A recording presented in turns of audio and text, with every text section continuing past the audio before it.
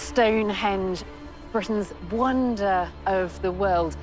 Surely the most iconic and mysterious structure ever constructed in the British Isles.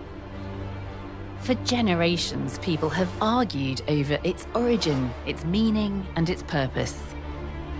But now a team of dedicated archaeologists have made an astonishing discovery, one that really is going to have us rewriting the prehistory books. We've been following an extraordinary archaeological investigation in West Wales that's been ongoing for the last decade. Using the latest science and good old-fashioned grit, they've unearthed the remains of another immense stone circle, dismantled just before Stonehenge was created. They may have uncovered the true origins of Britain's most famous monument. This is the story of the lost circle of Stonehenge.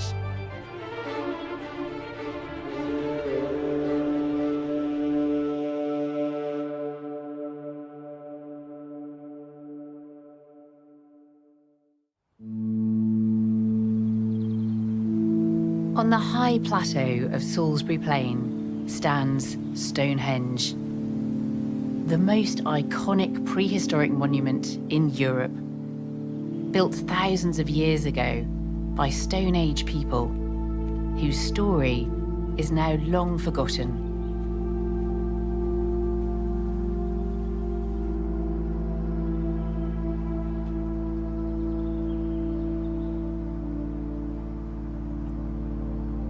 Standing here in the shadow of these huge stones, these megaliths, you can't help but be in awe of those ancient builders.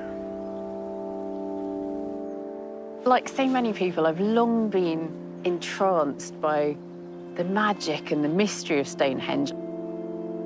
I remember coming here as a child and wondering what it was for, and thinking that somebody must have the answer.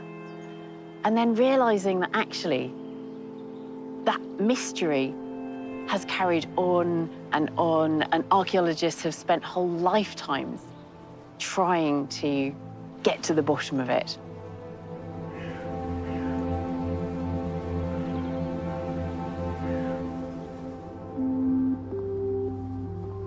But all that is changing.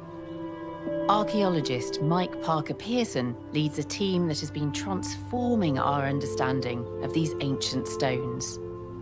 Although my work involves many different aspects, many different countries, Stonehenge, I think, really got its hooks into me.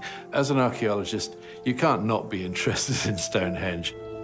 Mike's interest is centred not on the huge sarsen stones that dominate the structure, but on the often overlooked bluestones. The bluestones are much smaller than the great big stones of Stonehenge. They're generally not much bigger than the human frame. Despite their size, Mike's excavations in the early 2000s revealed that they are central to the Stonehenge story. When Stonehenge started out, it looked very different to how it looks now.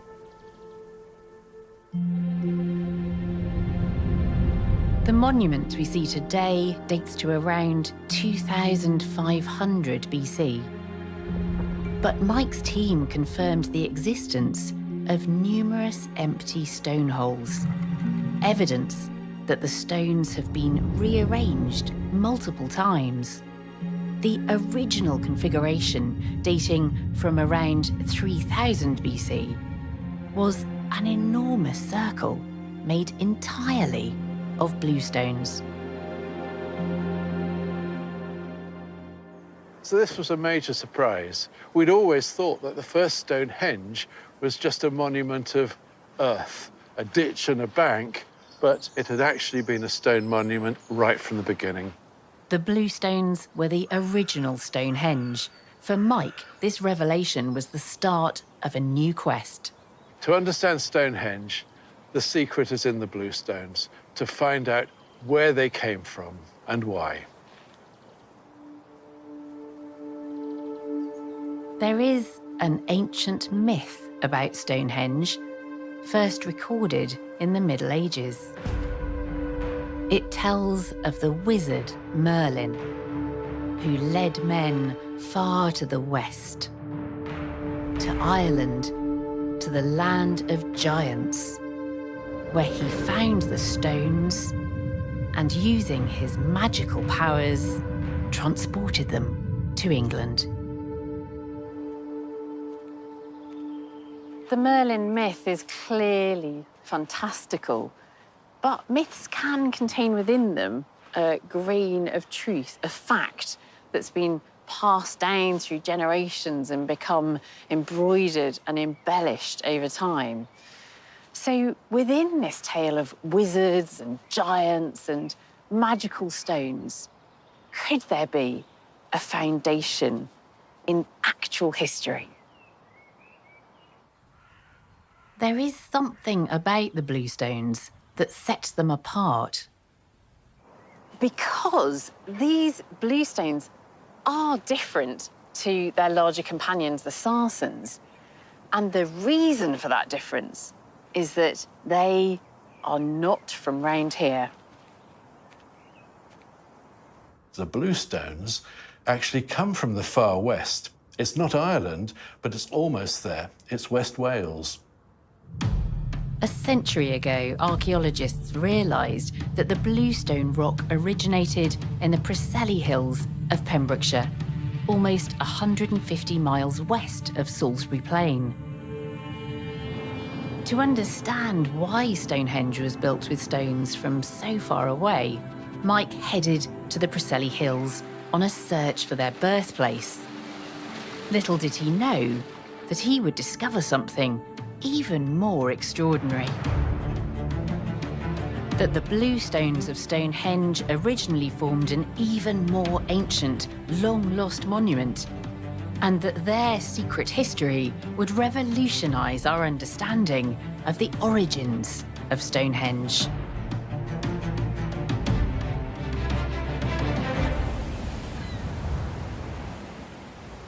In 2010, Mike began his Welsh investigations.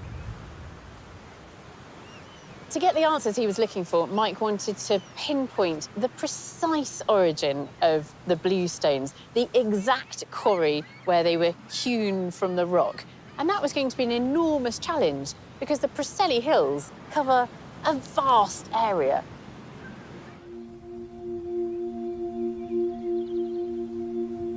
The hills are peppered with countless outcrops of volcanic rock, any one of which could be the source of the Stonehenge bluestones.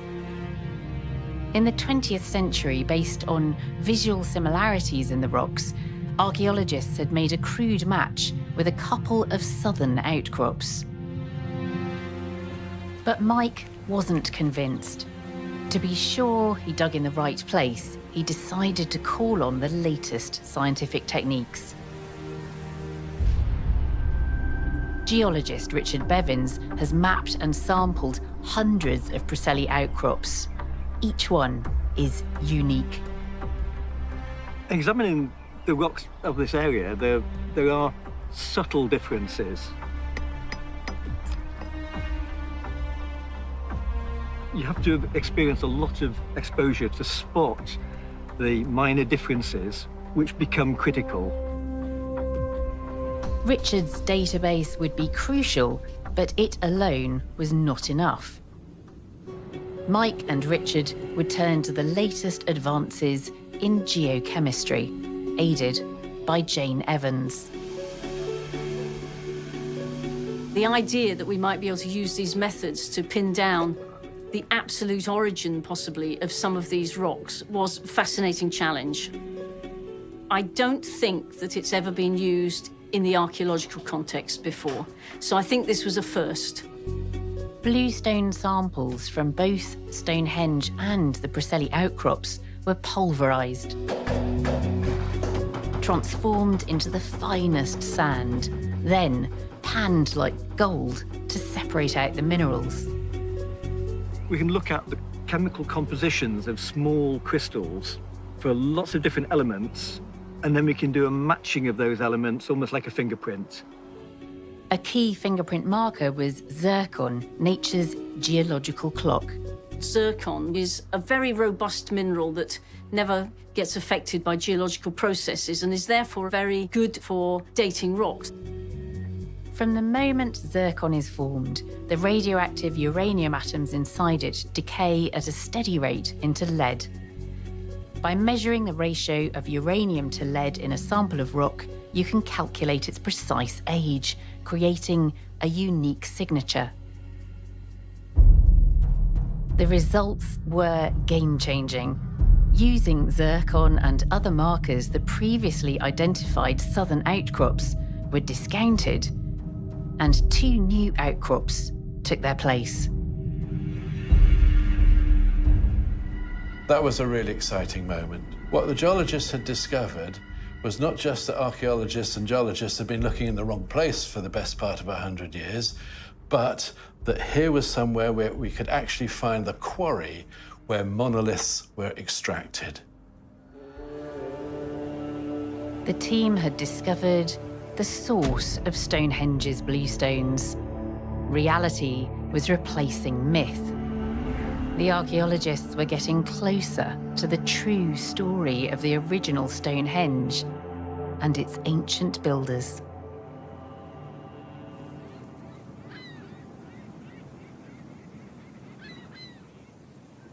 Mike and his team had taken a huge step forward. They'd found the precise locations that the bluestones originated from.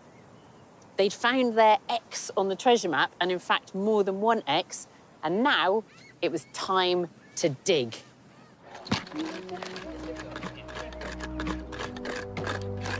In 2014, the archaeologists started excavating in earnest at the outcrops of Craig Rosservellen and the imposing Carn Goidog. Mike had put together a team of professional archaeologists, students and volunteers.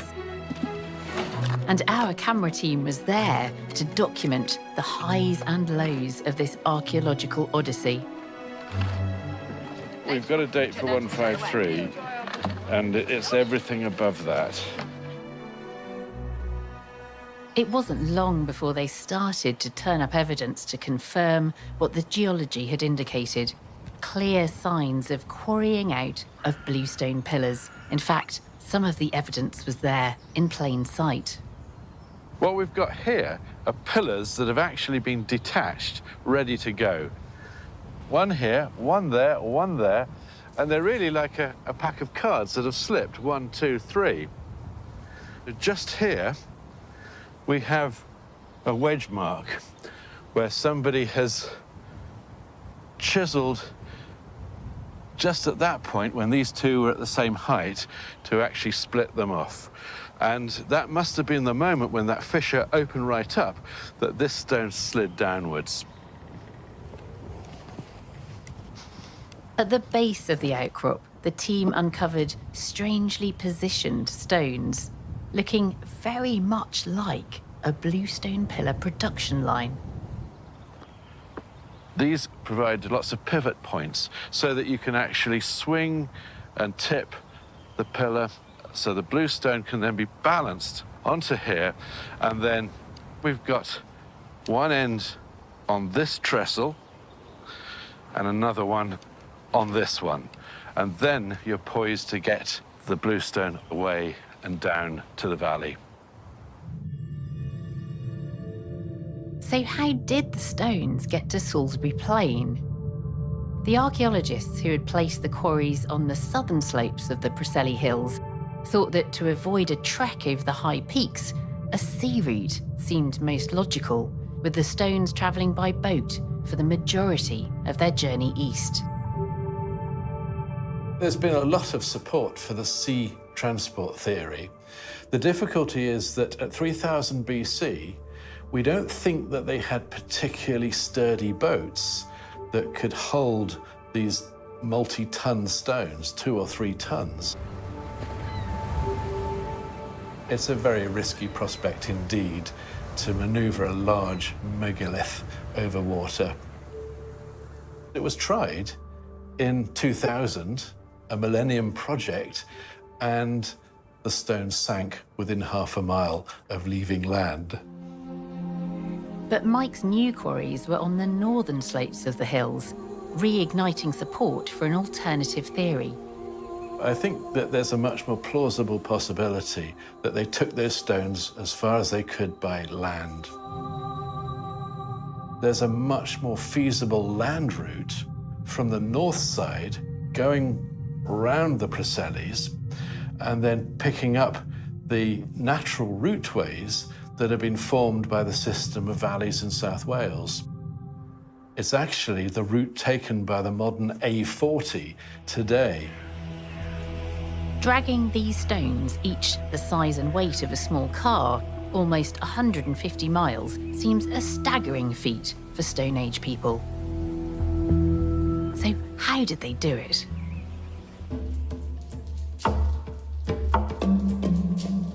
James Dilley and Luke Winter are experimental archaeologists.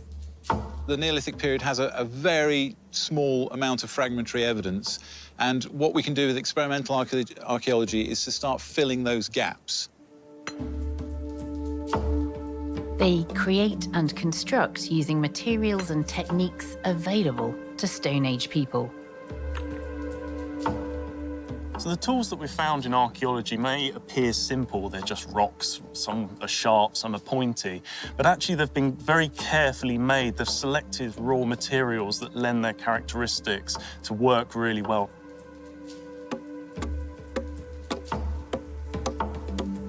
So the stone blade is actually housed inside this piece of red deer antler here. And the protein that makes up this antler is so tough and strong that it's not going to break. I would have to put this under huge force to actually break this. So it's really such a great material to be using as carpentry.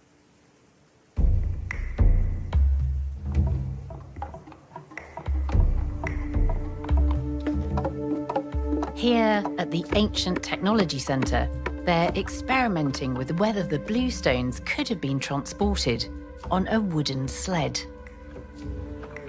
The Neolithic we think of as the Stone Age, which it is, classified from the stone tools we find, but of course the majority of the things that were being made and built in that period were actually made from wood and from organic materials.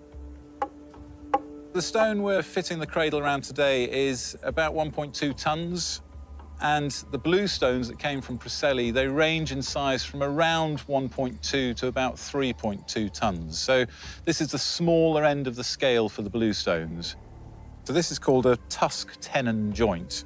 We have clear, really solid evidence for this type of joint from the Neolithic. When it goes together, it's still reasonably loose. And the thing that tightens it is the peg that drives through the hole. And then that becomes a solid unit. And that's how it works. Experimental archaeology has demonstrated just how effective a wooden sled can be. You can see we've got two ends of the rope running up the field. We're going to split you down 15 on each side. Today we're going to attempt to pull this with school children. Obviously, we doubt whether the Preseli stones were moved by children. We don't know that, but we assume teams of adults, muscular, strong, fit people. So it's a real test. So everyone's got a good firm grip on the rope. Yep, no half measures, good firm grip. 3, 2, 1, pull! Go, go, go!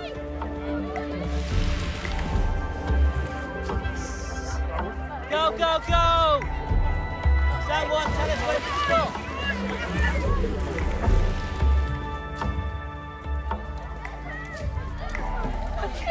Stop! Okay, drop the rope and give yourselves a big round of applause. I thought that was fantastic. So that was just pulled. So that's nearly 1.5 tons with the timber frame, and that was pulled by 30 13-year-olds. We probably did 35, 40 meters up the slope, and it's up an incline. And I think, once again, it sort of shows that this theory works. You can pull a heavy weight on a sled on raw ground without the need for huge timber arrangements and sleeper trackways or rollers. And actually, it was really surprising how efficient it became. Half the team didn't even seem to be pulling much, but fantastically successful. 1, 2, 3, yay!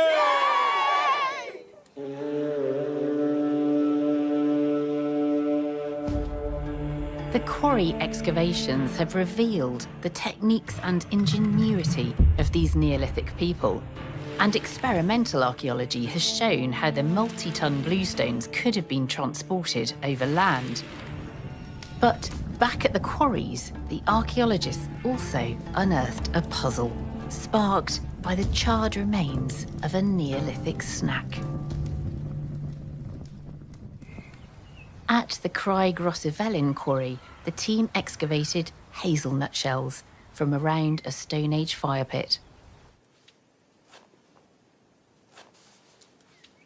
More than 5,000 years ago, somebody was sitting just around here, eating some hazelnuts for their lunch, just as I am, throwing the shells into the fire. It's an astonishing detail of Neolithic life, and I love those beautiful moments frozen in time. But these hazelnuts introduced such a twist into our story.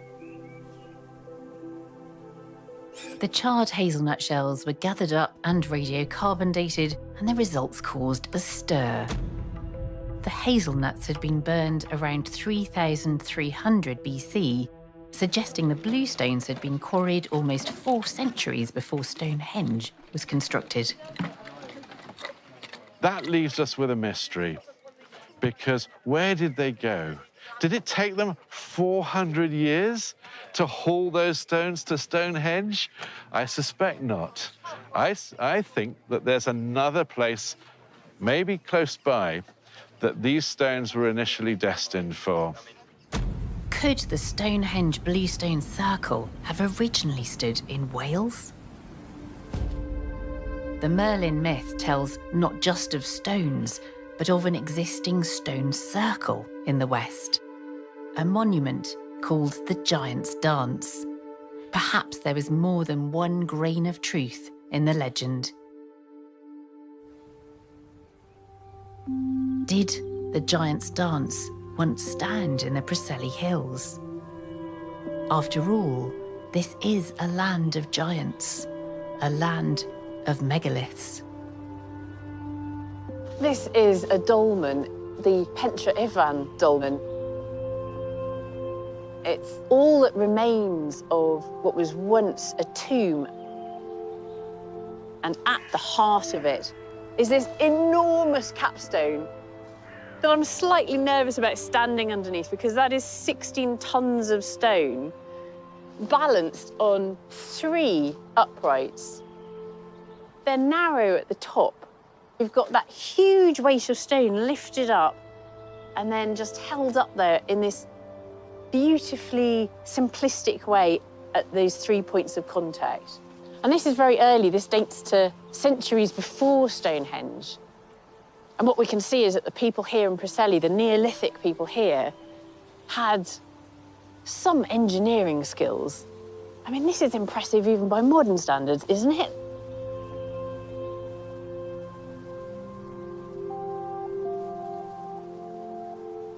This is the most impressive dolmen, but it's not the only one. This is a landscape of monumental megalithic architecture.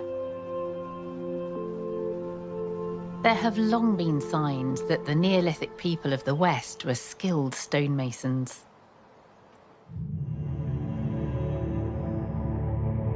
Farming originated at the beginning of the Neolithic in the Near East.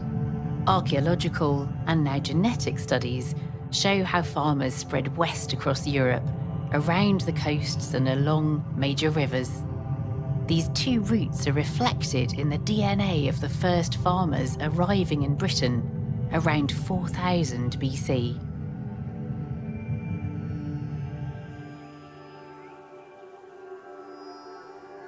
The farmers in the western Atlantic edge of Europe, maybe influenced by the rocky landscapes they inhabited, developed a distinct culture, marked by building huge stone monuments. From Spain and France up through Cornwall and Wales to Ireland and Cumbria, there are the remains of large numbers of huge dolmens and other stone tombs built by those early Neolithic communities. Monuments largely absent in the less rocky east of Britain. A stone circle in West Wales fits the pattern. As well as the obvious dolmens, the landscape around the quarries is scattered with standing stones, most of unknown age.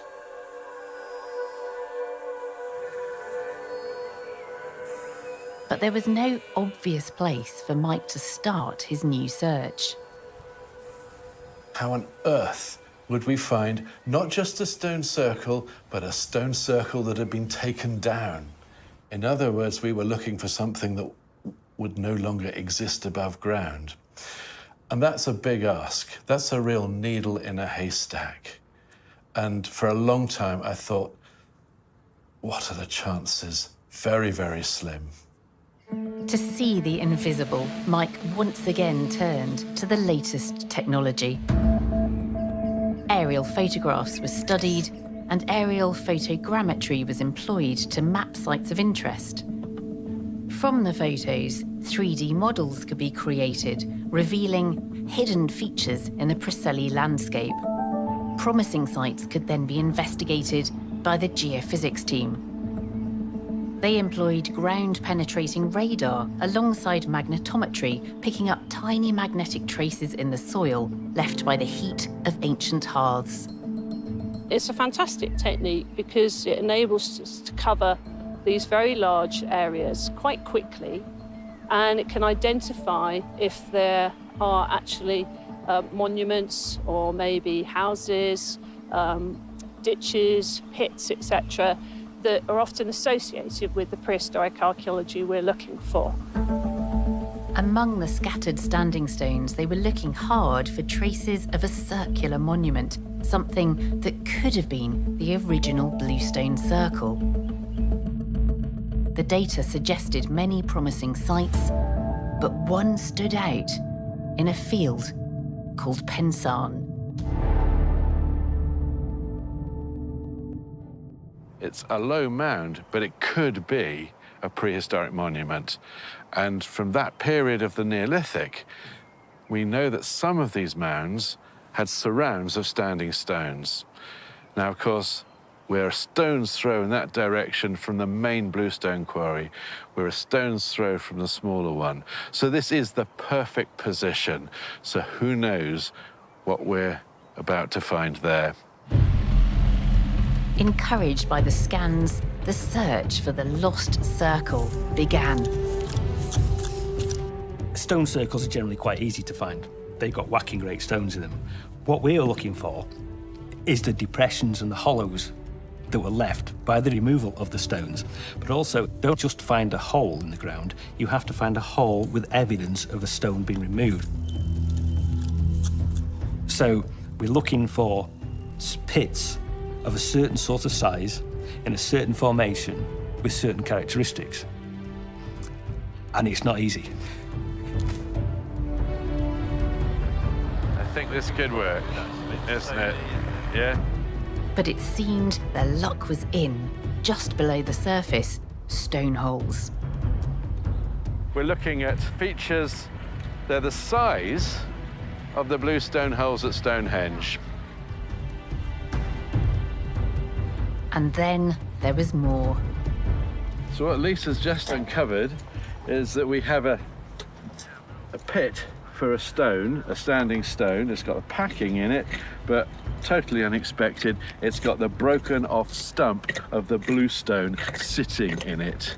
So this is the first direct evidence that these really are stone holes. Marvelous. We may have done it.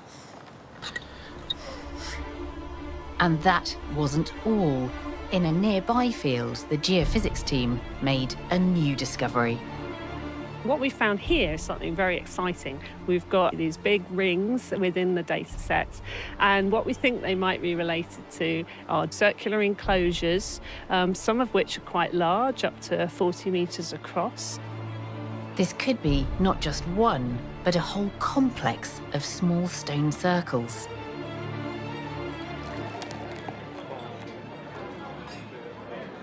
All the activities sparked the interest of the locals. Mike's talks at the neighbourhood microbrewery were packed. I think that is where the stone that ended up at Stonehenge was taken from. Now, today... The dig is very popular. We have gate posts that are huge standing stones, or were once standing stones. We've got standing stones in our fields that we mow around in tractors, and, you know, they are everywhere. And you can't help but wonder why, you know, what was it about this area? The late 3000s. It's what we do this for. So we opened... Just to tell the story. They're really engaged. It's their landscape, it's where they live. You know, it's what happened under their feet 5,000 years ago. You know, where they walk.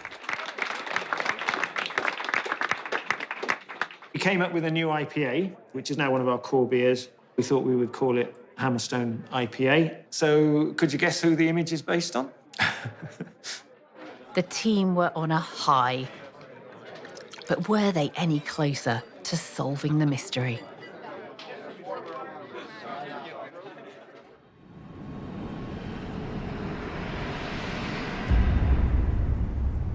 It was now 2017. Mike had been investigating the Preseli landscape for 7 years. But as the new season began, the mood was sombre.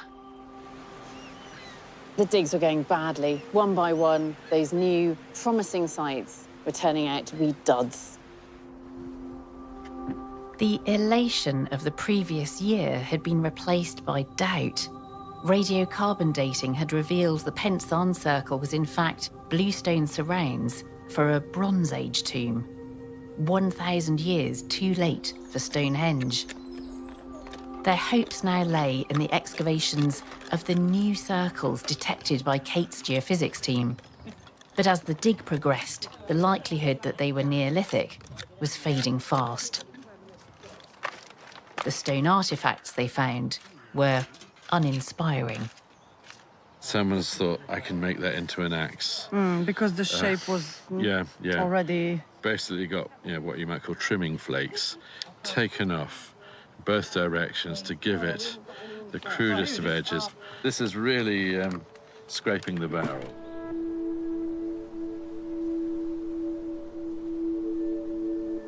The team realised this was not a Neolithic circle, but an Iron Age settlement. Once again, they were thousands of years off. You think that has to be it. It has to be it. Perfect prehistoric circular monuments. And you think, yes, this is it. And even though it's tremendous archaeology, and anybody would be privileged to dig it, it's not what you're looking for. Whether we're ever going to find that stone circle, that former stone circle, that first Stonehenge, I'm afraid, doubtful. At that point, I was disappointed. I thought that maybe we're not going to find whatever it is. Maybe it never really existed. The season was almost over. And they'd now exhausted every site on their list, except one.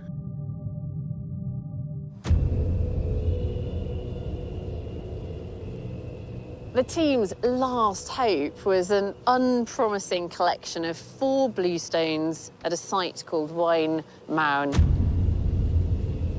Government archaeologists had surveyed this place a century ago and said it was very small and unremarkable. And they weren't wrong.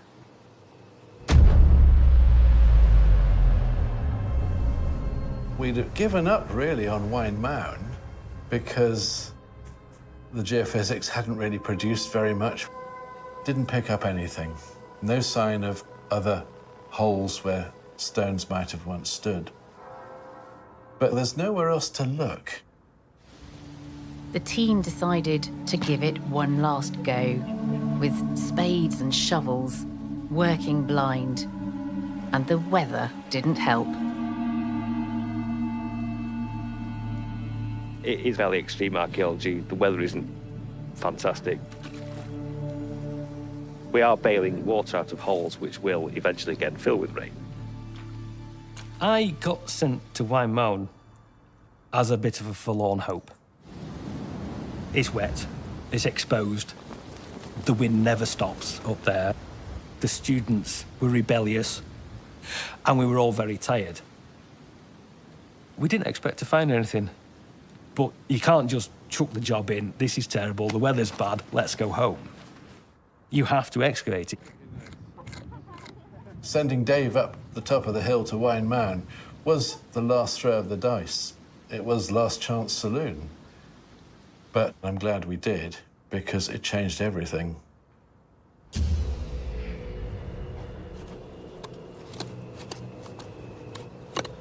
What's this? It's definitely a fill. That looks fantastic. We found this potential stone hole. As well as colour, which is darker, it's also a completely different texture. It's softer, it's more organic, and it's clearly been disturbed. So you look for more, and we found another one at the other end of the arc. When you start finding multiple stone holes with missing stones, that's the time to start getting excited. Mike's madcap idea actually had legs. Where technology had failed, hard graft had led to a breakthrough.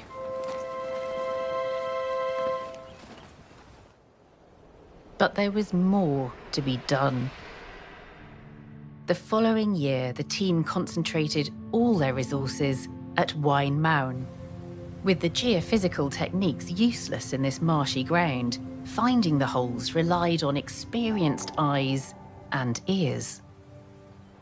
It's the texture that's really crucial, and the sound that it makes. When you tap the natural, you tap the fill, there's a much hollower sound, an element of a drum to it. It echoes a bit. They are not easy to find, but once you find them, you very definitely know they're there. As one hole after another was unearthed, the shape of the circle was revealed.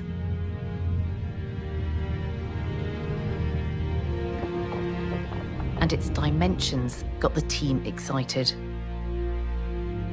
Its diameter, 110 metres, was exactly the same as the outer perimeter around Stonehenge. The chances of the two having exactly the same dimensions are really very slim. Wine Mound could be the predecessor for Stonehenge. But they needed more proof. Could they find evidence of a direct connection between the two monuments? An odd-shaped stone hole provided an opportunity to once again use photogrammetry. We could see the exact shape of the base of each stone that had stood in them. And one of them was very unusual because it had a slightly kind of pentagonal cross-section. And what was interesting was that there was one at Stonehenge which had a very similar form.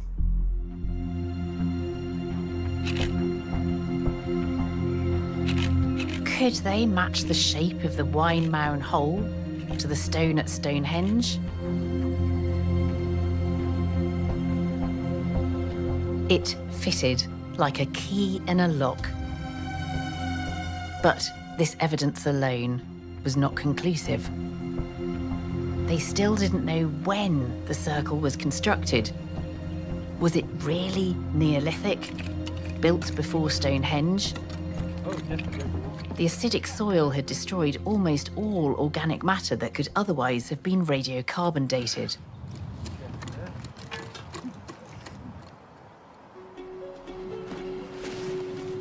So Mike called on the specialist services of Tim Kinnaird.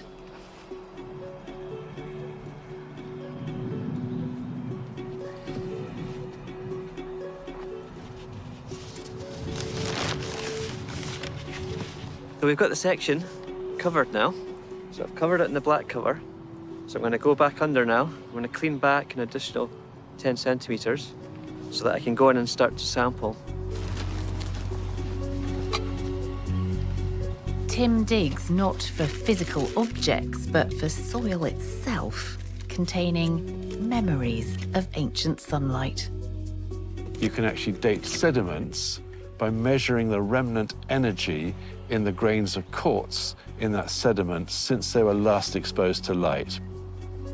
And it's a technique normally used by geologists, optically stimulated luminescence. OSL, we call it for short.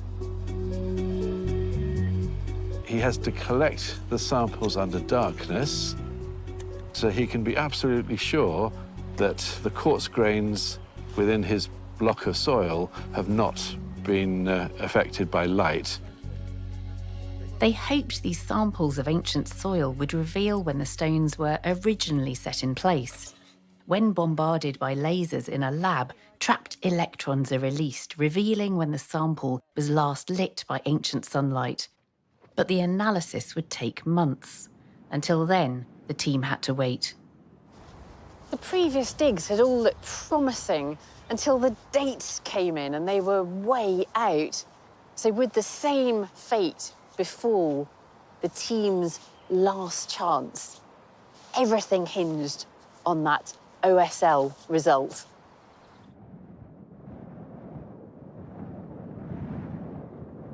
Finally, the results came through.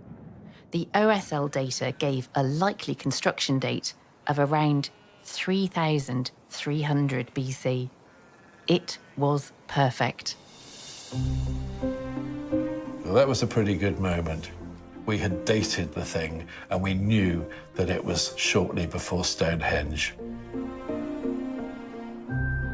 Fantastic news, absolutely fantastic. I am over the moon, not just for myself and the team, but for Mike. It must have been a great weight off his mind that here he is, he's done it. His theory's right. He's bang on the money.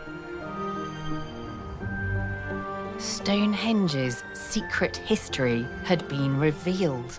The lost circle had been found.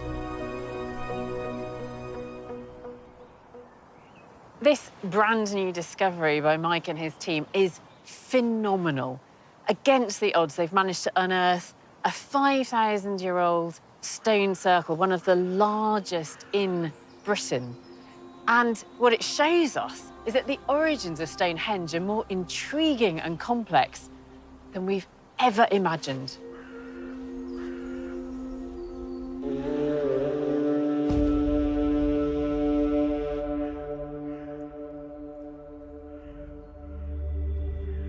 Mike's new discovery shows that Stonehenge was first built not on Salisbury Plain, but in the Welsh Hills, centuries earlier, by people who were steeped in a culture of megalithic architecture.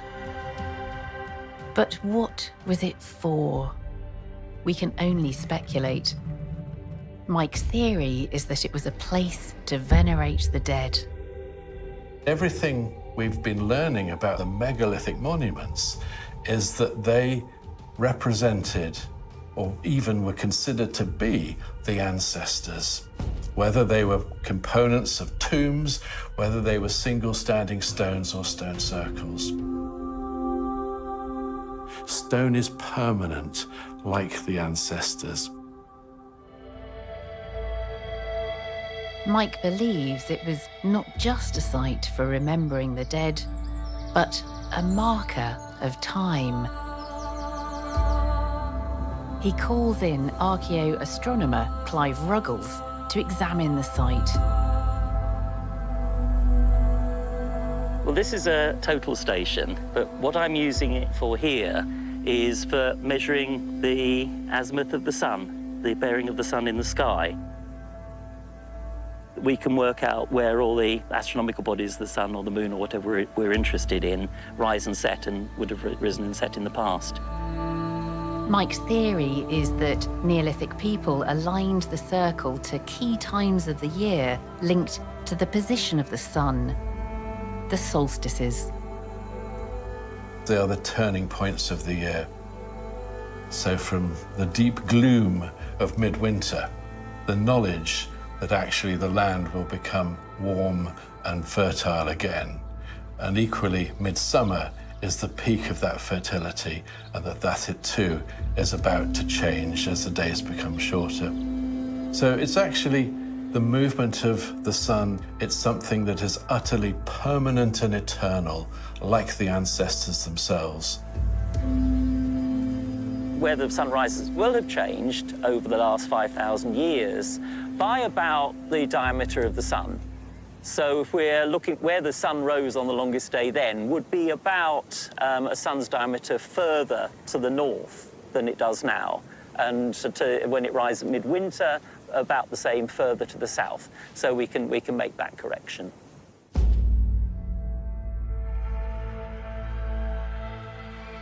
Clive has found that Wine Mound stones do indeed show a solstice alignment. Two stones twisted at right angles align with the midsummer sun as it would have risen 5,000 years ago.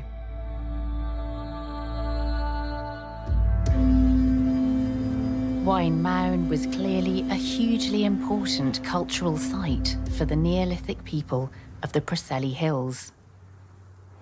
But the discovery of this monument throws up a new question. Why were those stones uprooted and moved more than 140 miles away? In the Merlin myth, the stone circle was stolen. Merlin came west with a large army. Could the people of the east and the stone builders of the west really have been at war? A war that would lead the Easterners to steal the Wine Mound circle. But here, the myth breaks down. Evidence for large-scale warfare at the time is as insubstantial as evidence for Merlin himself.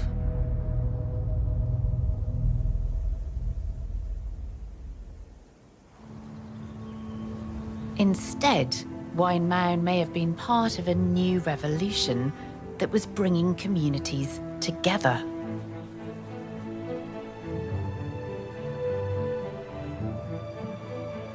Stone circles only started appearing around 3300 BC, a new fashion taking off on the west coast of Britain.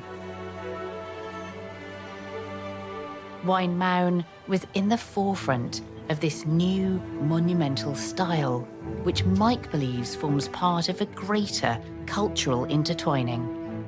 What's interesting was that differences were beginning to be erased, that actually people were using the same pottery, east and west.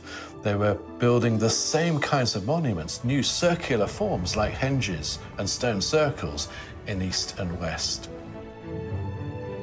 The later Eastern circles appear to have been inspired by their Western counterparts. But the Stonehenge bluestone circle was unique, not just inspired by the West, but built from Western stones. So if the Wine Mound monument wasn't stolen, how did it end up on Salisbury Plain? There are clues that it was a different group of people that moved the stones, clues that were once buried right here beneath my feet. Human bones. When Mike's team had excavated Stonehenge's outer circle, they'd unearthed thousands of pieces of cremated bone. These were burials from the very earliest stage of Stonehenge. But who were they?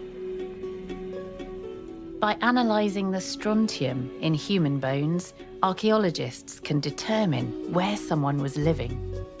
People talk about you are what you eat. basically the strontium isotope composition that you pick up is related to the composition of the food you eat. And the composition of the food you eat is related to the soil and the underlying geology.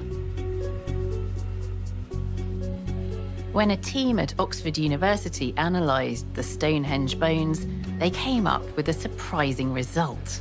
A number of individuals from the earliest burials were not local. Jane Evans illustrates their results. So you can see that here's Salisbury. We've now put in what would be a local value, and it highlights basically the areas that are chalk in southern England.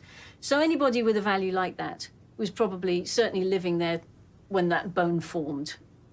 However, some of them had higher values. The areas where those slightly higher values come from are typical of Wales. Those individuals could well have come from in and around southwest Wales. This looks to me like a migration signal. This is the beginning of a group moving in, settling themselves on Salisbury Plain, and then their descendants continuing to live in that area.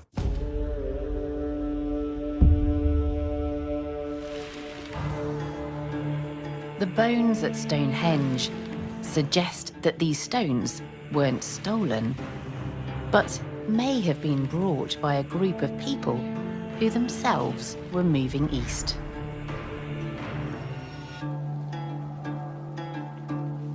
But why would the people of the Preseli Hills move their precious stone circle to Salisbury Plain?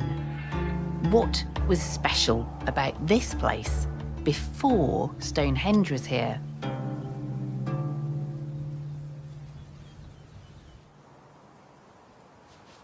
I'm standing on the avenue, which is a Neolithic trackway, and it's long been recognised as such. So this is not a new archaeological discovery, but what's underneath it is, because the archaeologists have found a natural feature that they believe held great significance for those prehistoric people.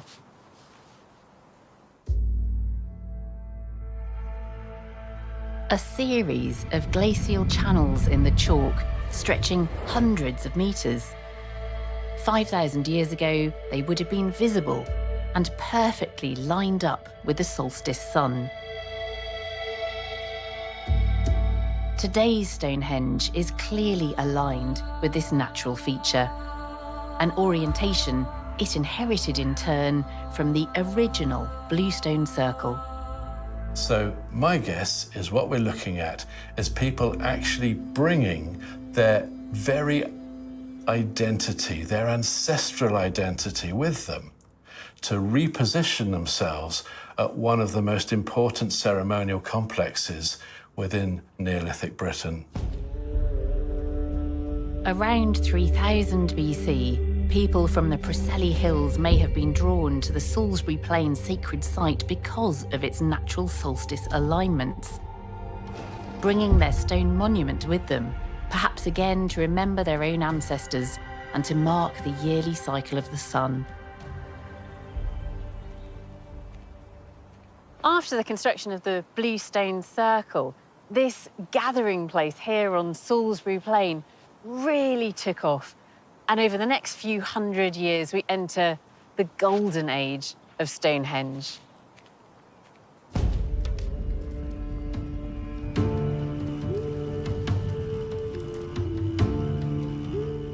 The erection of the Bluestone Circle may have inspired others who saw it, becoming the seed for the creation of even larger monuments. 2 miles from Stonehenge lies Durrington Walls, the largest Neolithic site ever discovered in Britain. At a time when settlements were rarely more than a house or two, it was a temporary home for thousands, a pop-up town full of builders. Around 2500 BC, they constructed a huge wooden circle, Woodhenge. The Bluestone Circle was repositioned, and the huge sarsen stones that now define it were added. Salisbury Plain now had two complementary sacred monuments. The stone circle of Stonehenge was a place associated with the dead. Woodhenge was actually a place associated with the living. We can only imagine how Neolithic people used these sites, gathering here for feasts, for rituals, perhaps for contemplation, beside a monument that would stand the test of time, with Welsh bluestones at its heart.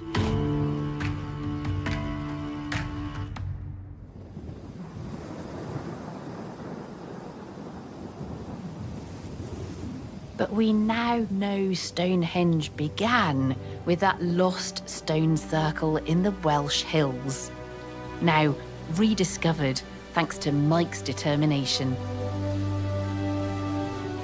It's time for me to brave the weather and visit the birthplace of Stonehenge.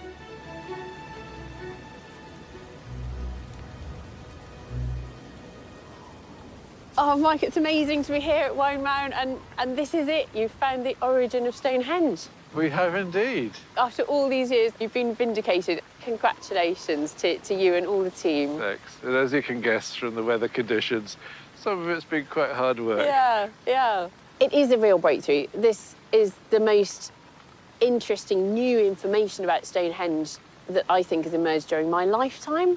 I think this is really a new view of Stonehenge that we can take to understand that it's actually a second-hand monument in one way, but it's also the sense of bringing a monument and putting it somewhere else, not just collecting a few haphazard stones. And I think it does point to a really important moment in British prehistory when you've got some kind of linkage, maybe unification, that's actually forging permanent links between these different regions. Like all archaeological discoveries, you've found something, you've solved a puzzle, but actually you've opened up many, many more questions at the same time.